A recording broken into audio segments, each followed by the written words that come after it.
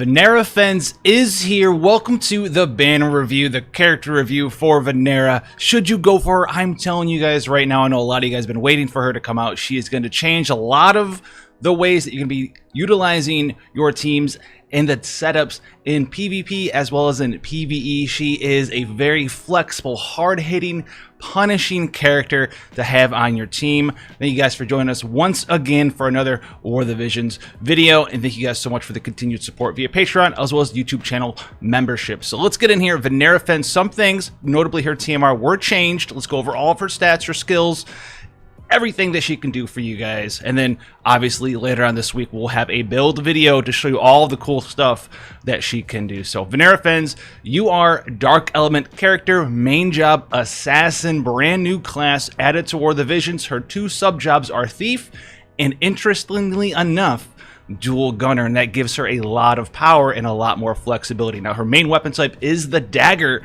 and then her armor selection is hats, clothing, and accessories there. Now her TMR did get changed from the JP version. It is the Bewitching Heals. It's an accessory that gives 182 HP, 7 defense, 5 agility, as well as 12 accuracy.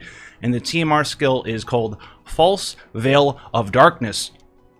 And it gives a light killer up to 25% for 3 turns, and a little bit of enmity down, decreases chance of being targeted. That's 6 enmity reduction. The change here, this used to be Male Eater in JP. It is now light killer here. It seems like all of the Male Eater things are being removed for the global version. So the change here, it's going to be a little bit of a buff in a lot of PvE scenarios, right? We're going to have like weird different enemy types that aren't humans or even males that are going to be light element, right? Like the light raid coming out. This is going to be even better for that. For PvP, it is a direct hit.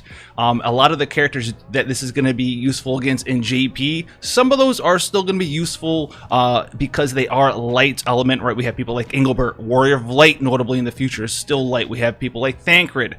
But a lot of other characters, right? Characters like Rain or Landu, things of that nature, those aren't necessarily light elements. So it's going to be a little bit weaker in PvP overall, but if you're using this to burst down tanks, this is still going to be very, very helpful for some of the most top picked tanks in PvP. Notably, like we said, Engelbert, Thancred, and Warrior of Light. Rain, who also is very, very powerful, does not suit the new light killer here. Now her mastery ability is evasion, 10 and 10% attack. Her stats, she has pretty powerful stats. Notably, she has insanely high luck and pretty great agility as well here. As you can see, her base luck is 174, and then she gets an additional 59 luck from her board as well. She also has pretty good agility there, 57 from her base, and then another 3 there. So she has 60 agility before you do anything to her from gear or espers or anything of that nature. She's got pretty decent attack as well. For resistances here, she's 10% weak to a light element. She does have 15 slash resist. She's neutral to piercing damage, 10% weak to striking, 20% missile reduction, which is actually very, very powerful for her, and she is 20% weak to magic damage. Now let's get into her skills here for you guys. Her passives, we have Evasion Up, which is a new passive from the Assassin. This is going to give you up to 15 dodge once you max it out there. She has Thief Lore, which is also a very, very powerful ability for a passive from Thief. Obviously, move +1 and 12% agility, and her base move, guys, is 4. So it's going to take it all the way up to 5 for you. There you can get her to 5 base move and 2 jump if you equip Thief Lore. Very strong, especially in PvP and PvE. Strong always. We have Acquired AP Up, which you can use to gain a little bit more AP from your auto attacks. We have Missile Mastery, in case you want to go as a ranged damage character, which she can do with the Double Gunner subclass there. She has Acquired AP Up again from Thief, so she's got it from Thief as well as Assassin, and these I do believe will stack, so you get up to 100% bonus AP from auto attacks, which could be very powerful, although a lot of players, you're not going to be doing that. You're going to be going for some other of her way too powerful passives to pick up AP Up. Then we have Tune Up, which is very, very, very strong from the Double Gunner. 12% agility and 40 defense penetration there. So very, very, very powerful passive with Tune Up. It gives her the ability to just punish people for trying to stack defense. She is a tank busting character. She's just gonna be busting everyone, but she does very, very, very well at busting and punishing tanks who are stacking defense over resistances here. Now her counters, we have Obviously, the general thief and double gunner counter with predictive fire, which gives you the counter with the AoE, or not AoE, but ranged damage there, up to 4 spaces away there. Quick action, which gives you the agility up. And we have Dark Shadow from Assassin here, which is going to give you a little bit of a CT boost, so you get your turn faster, and then it's going to give you 8 evasion for 3 turns as well there. So if you take some damage, you don't die. You can make her pretty bulky against certain damage types as well. We'll cover that in the builds video. But you can get her up to some pretty tanky stats, so like 3,300 HP, 50% missile damage reduction, 20 spirit. She still has like 700 attack. She's very, very, very, very, very cool character to work on there. Then we get into her active skills here. So these are going to be the main job of assassin skills you will always have access to. Poison Sting here for a little bit of a ranged throwing dagger that costs 13 AP, so it's a low cost there. Has a 25% faith proc chance to inflict poison there. We have Pillaging Blade, which is basically just Mug, but she's going to start off with this as well, so you can use sort of Mug Gill Snappers and things of that nature. And we have Heavenly Blade, 165% damage mod here, and it is a pretty powerful AoE damage skill. 30 AP, so it costs quite a lot there, but as you can see, it's a 2-square AoE damage skill all around her, so she does very, very well at cleaving people down as well. And speaking of cleaves, we have actually Armor Cleaver, 24 AP, so decent cost, very low range. You have to be standing right next to somebody, but it's a 210% mod, and it decreases their defense by 30 for 3 turns as well. So she does have an innate way to just decrease their defense for everyone in your party to benefit from that, and this mod is very, very high. It's one of the highest mods in the game. Then we have Condemning Blade as well, 175% mod, 24 AP, also is a melee range skill here, and has a 25% faith chance to inflict death or doom, which will then inflict death after it's been on for 5 turns there. So very powerful main kit here with that defense break with the AoE cleave, and she does have 1 skill with the Poison Sting for that ranged attack there. Now, if you choose to pick Assassin, what do you get? So you get Bind, which is a TP skill, 14 TP, 25% faith chance to inflict paralysis, which is an 80% chance for when they get their turn, they just end their turn. They can't do an action, they can't move, they can't do anything. So low proc rate, right? 25% chance. If you have max faith on her and max faith on your target, it's going to be like a 48% chance for you to actually land the bind. If you have low faith on one of the two and max faith on the other one, it's like a 30-something% chance, like 31-ish, to land the bind. But if you do land the paralysis status effect, it's going to have an 80% chance to activate every turn for 3 turns there. Then we have Marauders Blade, which is a very, very strong skill. For going Assassin, it's probably going to be for this skill here. 17 AP, so very, very, very cheap. Melee range skill here. 175% mod and a 50 defense decrease down, okay? 50 defense break. Very, very, very, very powerful for PvE, for blowing up tanks in PvP. Very strong stuff there. And then we have Seize AP here, which is a 25% AP drain. It actually takes it from them and gives it to her. So you can use this as well to facilitate all of your other actions. If you take the Assassin in a PvE scenario, or you AP seize an enemy, get all their AP, then you start spamming Marauders Blade, Armor Cleaver, Heavenly Blade, Condemning, whatever skills it is that you want to use, you just start going after them, and it actually takes their AP away from them too. So very, very, very strong thing with the Assassin. For Thief, we have the traditional Thief things. We have Steel Vision for accuracy down. We have Steel to steal items. Shadowcast is an option here. 42 evasion for 3 turns. We have Steal Time, so she can also operate as a character that will help you build up your chains, and then because she has defense break, because she has these very hard-hitting skills, she can help you build the chains with your other units, and then she can hit them for very, very high amounts of damage, 9,999, because she's got those big defense breaks. She has the defense ignoring passive from Double Gunner. She can do a lot of cool stuff with Steal Time there. She also has Snipe Dagger, which is going to be very similar to her Poison Throwing Dagger. A little bit better range options here, though, because it doesn't have to go straight up, down, left, right. It has the ability to go diagonal as well. And then she also has a mug, so she also has a second copy of mug. She has the Assassin mug and then this mug as well. If you are going Thief, it's probably for Shadowcast and Steal Time.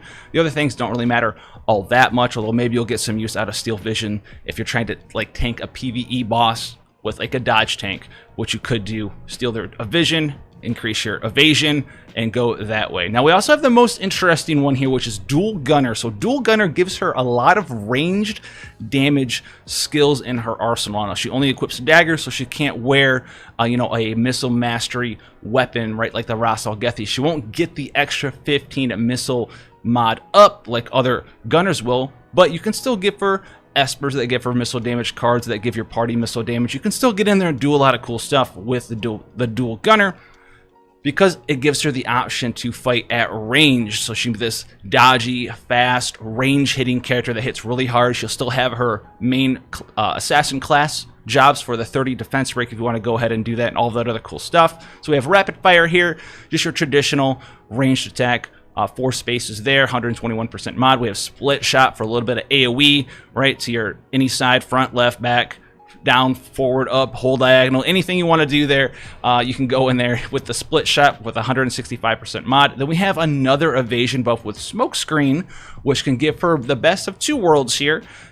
You can get 30% evasion for 3 turns and 20 defense as well for 3 turns as well. So it's going to give you a little bit less evasion than something like the Thief would with Shadowcast. It's going to give you 12 less evasion, but it's also going to give you 20 actual defense. That way, in case someone tries to hit you with something that can't be dodged, right, like Sharpshoot, you can make a build to survive through those types of scenarios. Then we have Stun Shot here, which is a little bit of a shot here that's going to give you a 25% faith mod to stun for a single turn there. Then we have Horizontal Shot, 165% mod, the conal attack, and then Dual Trigger, 205% mod here with the dual trigger to do some damage there, 2 hitting skill. So she can get in there if you want to do dark gunner damage, dark missile damage. She can start building chains for you there as well. Now her limit burst is a dark art hidden in the haze, 203% mod at max level with a 67% faith mod to inflict poison for 3 turns, and it's going to be a 25%